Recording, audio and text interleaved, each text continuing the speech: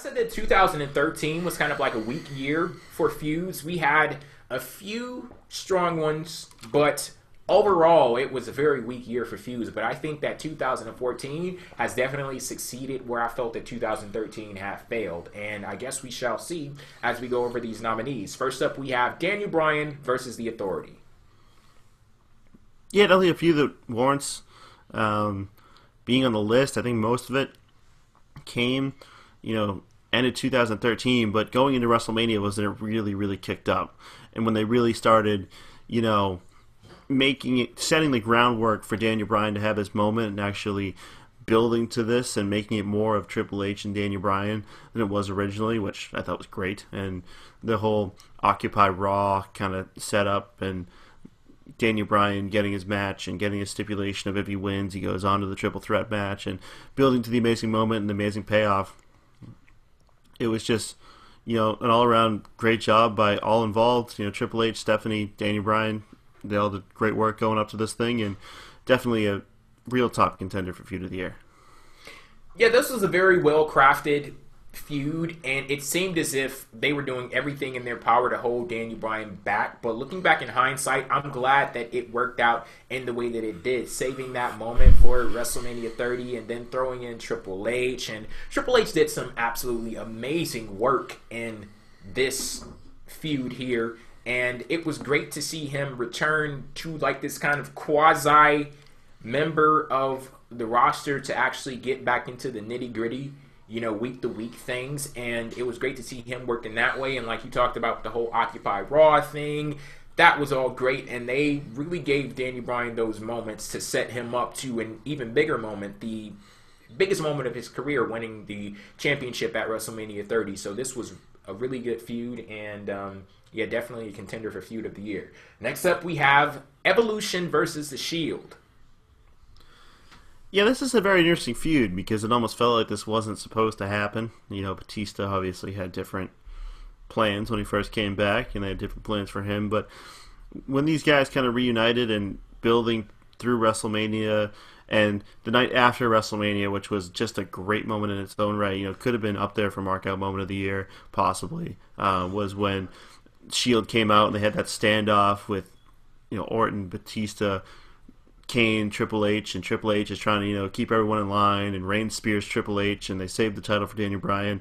And they built off that to bring back Evolution, and these guys did great work. They made the Shield look like $1 million, and it perfectly set up Seth Rollins actually turning on the Shield. So this overall had some really great moments, a couple good matches, and just a solid payoff that we actually still, again, see remnants of today.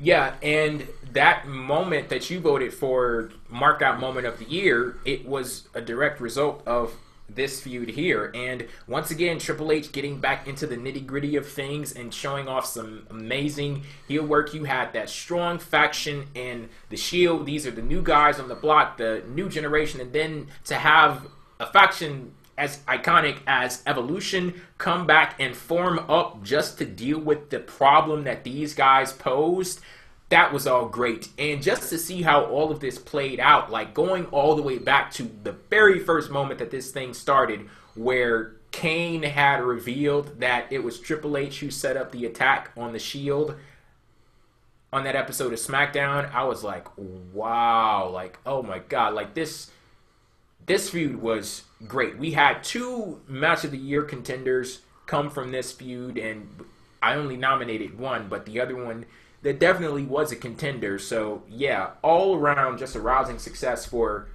everyone involved. This pretty much put Batista back on track. This, like I said, this was great for Triple H, great for The Shield. Great for everyone but Randy Orton. Great for everyone but Randy Orton. Yeah.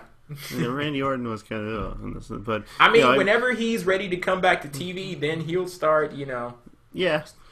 And I liked how this feud was kind of interesting because you could also kind of see how they kind of set up the idea that throughout 2013, when the Shield kind of became part of the Authority's kind of circle, it almost felt like Triple H was pulling in that group for his own benefit and kind of jerking them around a little bit and making them kind of do his dirty work.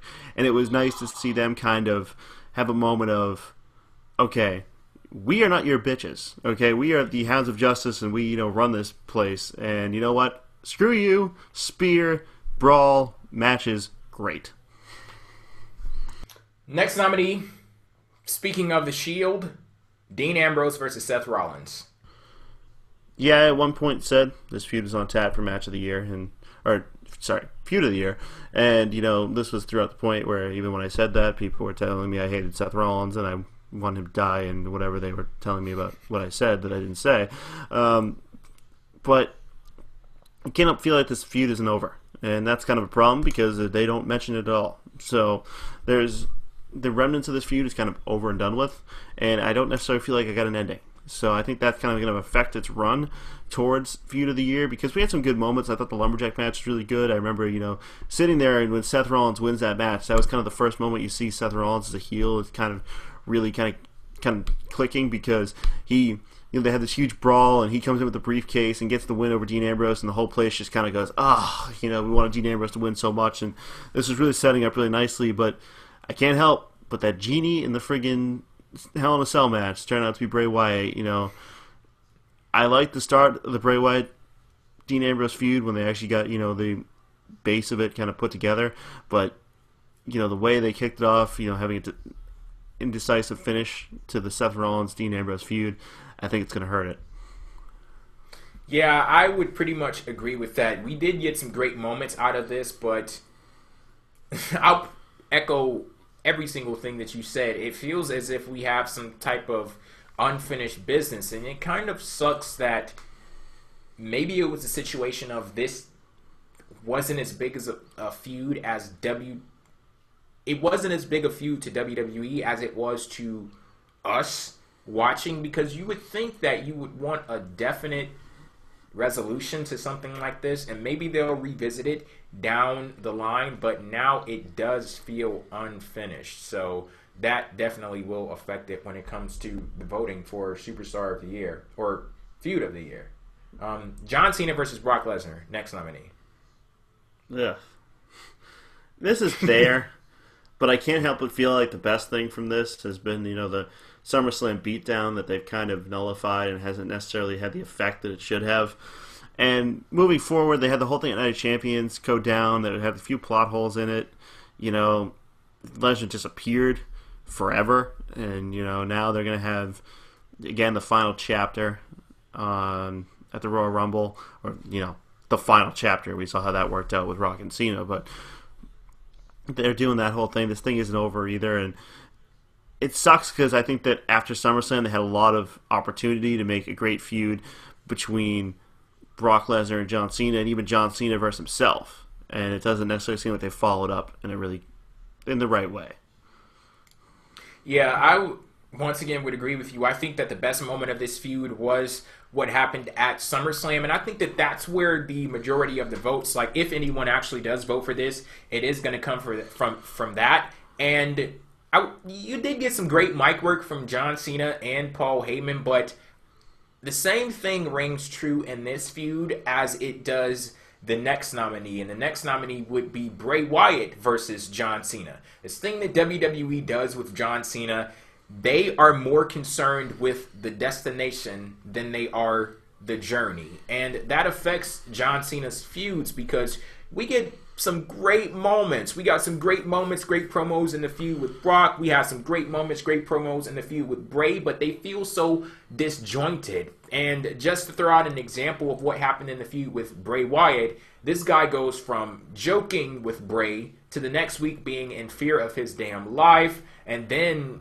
he's ready to whoop ass. That all happens within like a 2-week span, and we don't get much of the meat. We don't get much of what connects point A to point B to point C to point D. So while we did get some really good matches out of these two feuds, we got some really good moments, and if you look at them as self-contained moments, they're great, but when you look at it as an overall picture, they kind of fall short of Feud of the Year. Definitely, I would say that for the John Cena Bray Wyatt stuff, and it didn't help that John Cena and Bray Wyatt kind of started to drag. That the whole thing was kind of a story that was there, but that they never really realized, the idea of John Cena, changing and becoming this monster. And it was like by the third month of doing that, people were just like, he's not going to change. Can we just get this over with now? Like, it became clear that there wasn't a whole lot that was going to happen there, and you kind of lost interest in it. It ended up in a great match, and the payoff with that match, it was a great match. But, the journey getting there was, up and down, and that moment at Extreme Rules, that absolute cluster of a steel cage match with all the interference and the weird finish with the kid with the, deep ass voice, the kid sent straight from Satan, and there was just moments in this feud that were just ugh. And it got to a point where by the time we got to Payback, I remember that Payback preview, like, thank God this looks like this feud's going to end. And that's kind of hard to then turn around and vote for that as Feud of the Year. So what would be your final vote, your ultimate vote for Feud of the Year? I would have to say that you got to go Bryan versus The Authority. I think that feud kind of had everything, and I think that Evolution versus Shield would be a close second. I can definitely see why there, and it's no coincidence that both these feuds probably had the best payoffs, and that's kind of the thing that really you'll see is that these two feuds had the great payoff that comes with a great feud, and I think with the Bryan and Authority thing, you had probably on WWE's main roster the best babyface work and the best heel work come together and produce a feud that became with a great payoff, and it just kind of, you can't ask for more. You're not going to get best babyface, best heel, great payoff. You're not going to get that very often. So when you do, it's just an amazing thing. So that would have to take my vote. I was kind of torn on what to vote for here, but one thing that I was sure of, Triple H better walk away with his motherfucking award. Whether it's through Evolution or whether it's through The Authority, Triple H better walk away with this damn award. And I guess I'm going to have to ultimately go with Daniel Bryan versus The Authority for what you just laid out there, Charlie. You brought up a great point, and I'm glad that you did, because we will get there. Best babyface work versus the best heel work with the great payoff. Like, what more could you ask for from a feud?